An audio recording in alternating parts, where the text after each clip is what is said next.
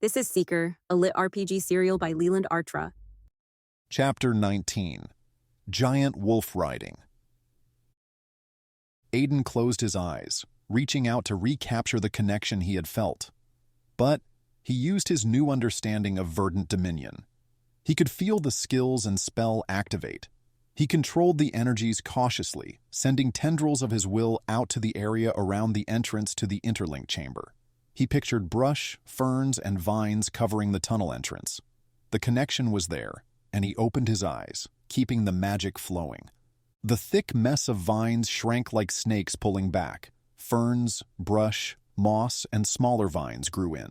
Soon the strange mess from his first few attempts was gone, and untouched virgin old-growth forest obscured the entrance. It was even more hidden than when he had found it.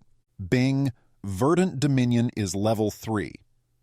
He turned his attention to the path leading to the entrance from their prior campsite. He used even less vitality and magic. With a soft rustle, the earth shifted, and the undergrowth crept forward, obeying his command with startling speed. Within minutes, the path had been restored to a pristine state without any trace of his or Bram's passing. Bing, verdant dominion is level 4. Aiden stopped the spell and smiled as his legs gave out and he folded into a seated position on the ground. He looked at Gigi and Rhea, letting out a long breath. He felt like he'd just finished a hard day of smithing. Sweat beaded down his bare back and chest. "Better," Gigi barked. Rhea whistled. "Definitely. I can't believe you've been a seeker for only a few hours." He took some long, deep breaths and enjoyed the feeling of the cooling wind on his sweaty torso. Bing, nature's meditation is level 4. As Rhea and Gigi inspected his work, Aiden focused on staying present while using nature's meditation. In the short time it took them to circle the area, examining both the entrance and the trail, he already felt fully refreshed. Stretching as he stood, he asked, "If we follow this path and clean up the campsite, will it be enough to keep Cassian away from the interlink chamber?" "Skeed, this would fool me," Gigi finally declared. "Then we can head for the village. You said the soldiers won't be here for at least a day or two, so we have until then to get everyone still alive away." "Hang on, pup," Gigi snorted. "I said the soldiers with Cassian won't be here for at least a day. But there are still soldiers in and around your village and searching the forest." "The ones in the forest are not getting closer, they are moving away." "For now," Gigi growled. Aiden took a few careful steps, trying not to leave any indication he'd been there. Bing, wilderness stealth is level 5. Aiden froze, then grinned at the unexpected skill. The rush of leveling up was intoxicating, but he pushed the exhilaration down, focusing on what needed to be done. Bing. New skill unlocked, steady mind, uncommon. TLDR. Congratulations, you figured out how to think without getting distracted by shiny objects. Truly groundbreaking. Your mind is now a calm, unyielding force against the petty distractions of the world. You can maintain focus on a single task for longer periods. Resist minor mental interference, and ignore that one annoying person trying to break your concentration. Higher levels may grant resistance to the temptation to check irrelevant nonsense at the worst possible moments. The new skill pulled irresistibly at his curiosity, breaking the focus he'd just achieved. A thought hit him. Wait, why was wilderness stealth already level 5? This is the first time I've seen it. Rhea fluffed her feathers and let out a sharp, clicking trill. "You already had it, Featherbrain. Life doesn't hand you skills out of nowhere, just levels. The logs show only one level up. You were at 4, now you're at 5. Simple." Aiden blinked. Oh, he supposed that made sense. Still, the idea that he'd already had the skill buried in his experiences was unsettling. What else had he been walking around with this whole time? Aiden frowned. "You and Gigi keep mentioning logs. What does cut tree wood have to do with leveling up?" Gigi let out a low huff, shaking her head. "Not that kind of log, pup. It means a record, a history of actions and changes tracked by the system." Rhea gave an exaggerated sigh, fluttering onto his shoulder. "You really are new to this." She tapped his temple with her beak. Think about your seeker logs. Picture a record of everything you've done since getting linked to the system. Aiden narrowed his eyes, focusing on the thought. A second later, new text shimmered into his vision. He closed the logs list and looked at the immense list of skills again. He groaned, rubbing his face. I have so many skills, I completely missed this one, and it actually seems useful. Rhea cackled. No surprise there. Your skill list is a mess, cluttered with nonsense like pigeon shoeing and sock alignment. Gigi snorted, tail flicking. You need to organize it, pup. Otherwise, you'll be stuck digging through useless skills when you actually need something. Aiden frowned. And how do I do that? Settings, Rhea said smugly. Like before, just think about organizing your skills. Aiden focused, and, sure enough, a new settings menu appeared. Skill management options, default list, all skills, chaotic nightmare mode, currently selected. Combat skills, only battle-relevant skills shown. Knowledge skills, theory, crafting, and research-related skills shown. Activity skills, general skills like survival, cooking, or apparently pigeon shoeing. Essential skills view shows only frequently used or critical skills. Aiden blinked. Okay, this looks useful. No skied, Gigi grumbled. Pick the essential skills setting, then tweak it later. Aiden selected essential skills and suddenly, the overwhelming flood of minor abilities vanished, leaving only the most relevant ones visible.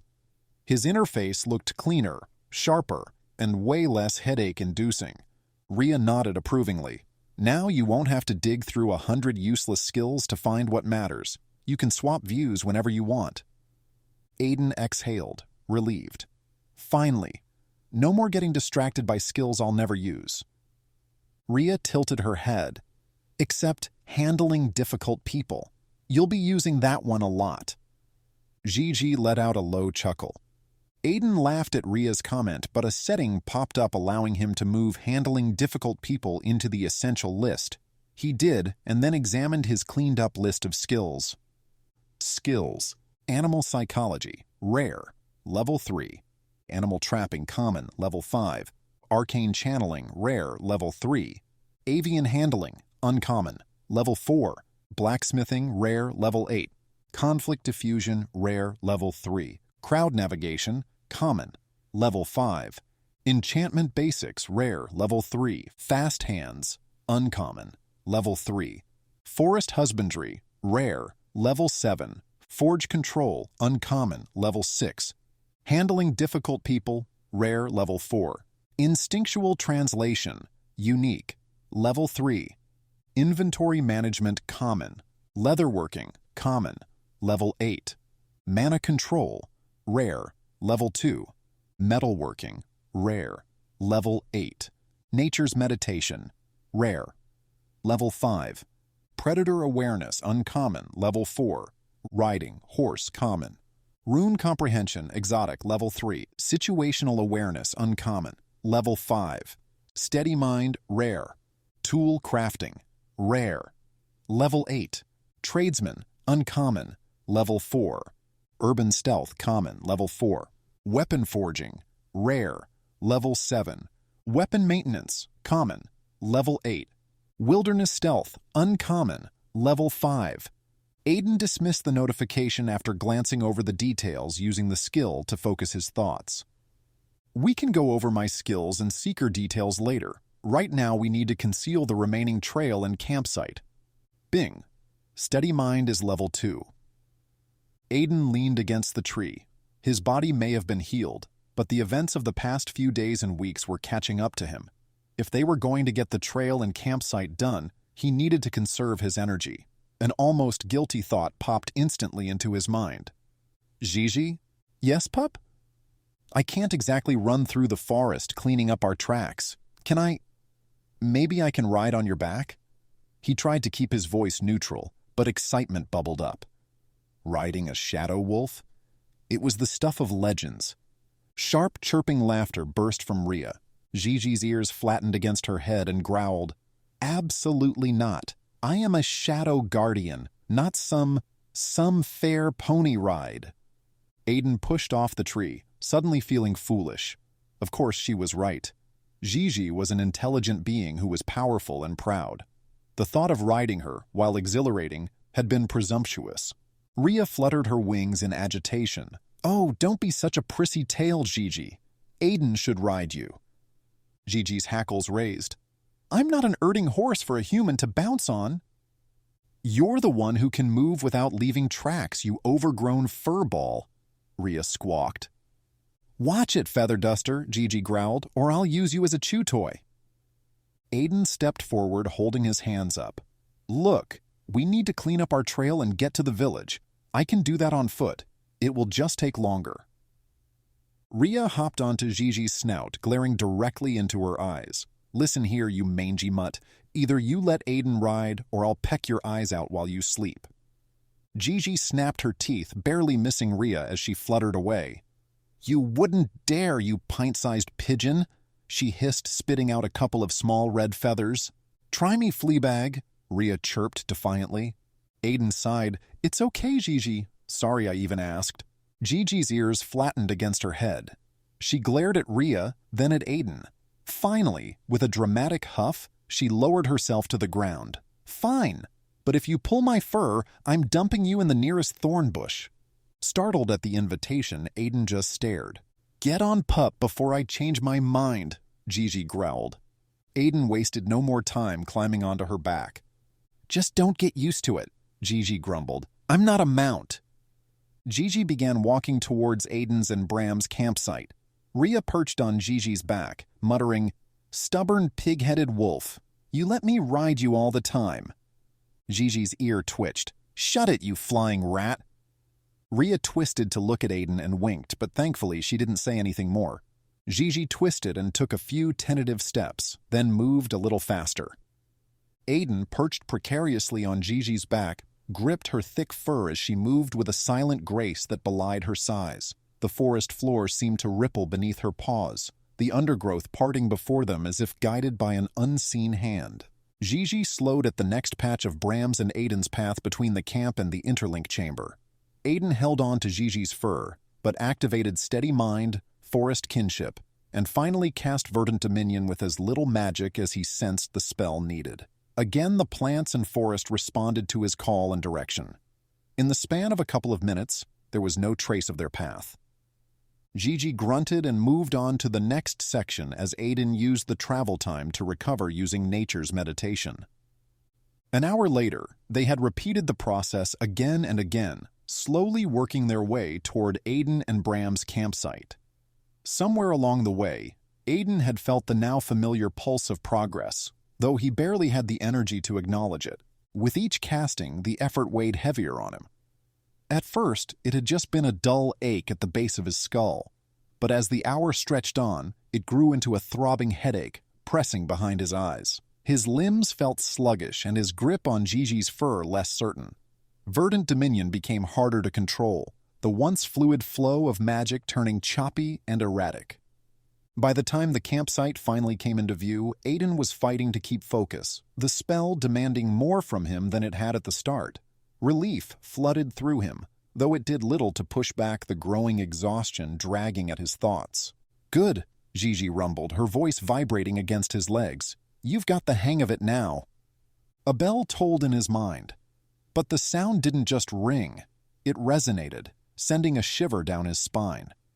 For a brief moment, the throbbing in his head faded, replaced by a strange, creeping stillness, as if the world had momentarily held its breath.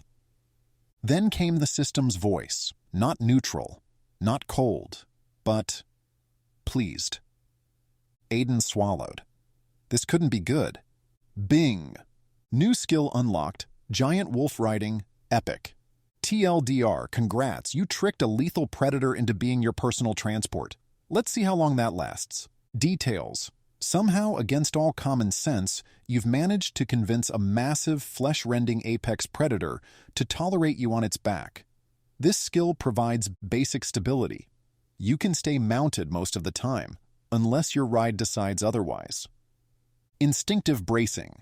Your body adapts slightly to the wolf's movements, reducing fall damage when, not if, you get tossed. improving the wolf's ability to move naturally. Higher levels may improve balance, grant better control, and possibly, big maybe, reduce your mount's desire to buck you into a tree. However, considering you just single-handedly tanked this predator's level, your biggest challenge isn't balance, it's survival. If you ever unlock Wolf Rider's bond, it won't be to control her movements. It'll be to stop her from accidentally launching you into a tree. And the moment the system stopped mocking him, Aiden heard the same bell chime and voice again. Only this time, it was distant, muffled, like a warning heard through a fog. The reason for the distortion became horrifyingly clear when Gigi went completely, murderously stiff beneath him.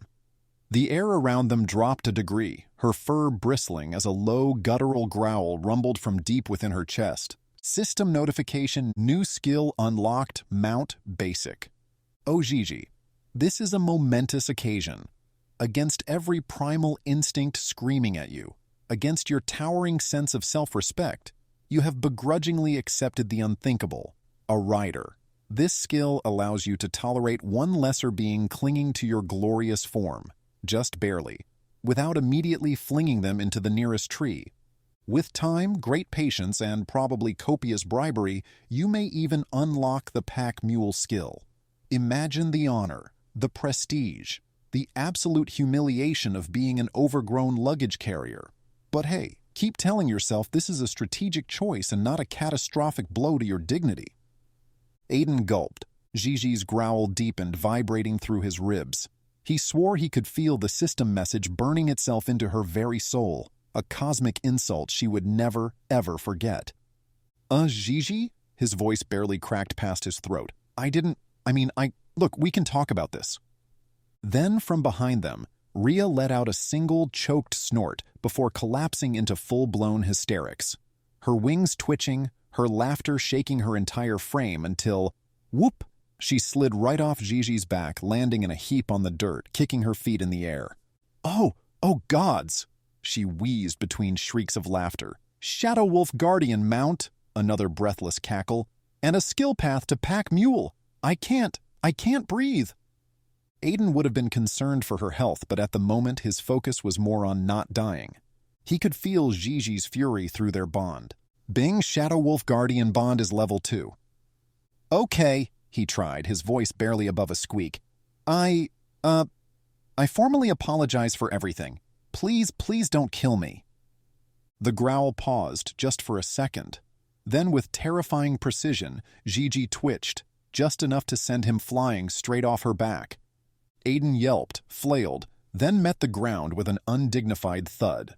Rhea, still gasping on the ground, only laughed harder. Want more? Check out reamstories.com/seeker.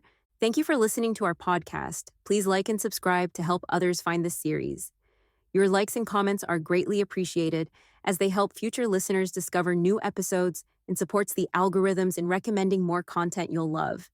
Your likes, subscribes, and comments truly make a difference. These audio readings are produced with text-to-audio technology to keep costs down. To support producing these with greater quality and frequency, leading to the ability to use voice actors, please click like or thumbs up and subscribe to the podcast. If you want to do more, go to reamstories.com/seeker and follow or subscribe to get early access, participate in the amazing community of listeners and fans, and thus support the writing, editing, and audio production.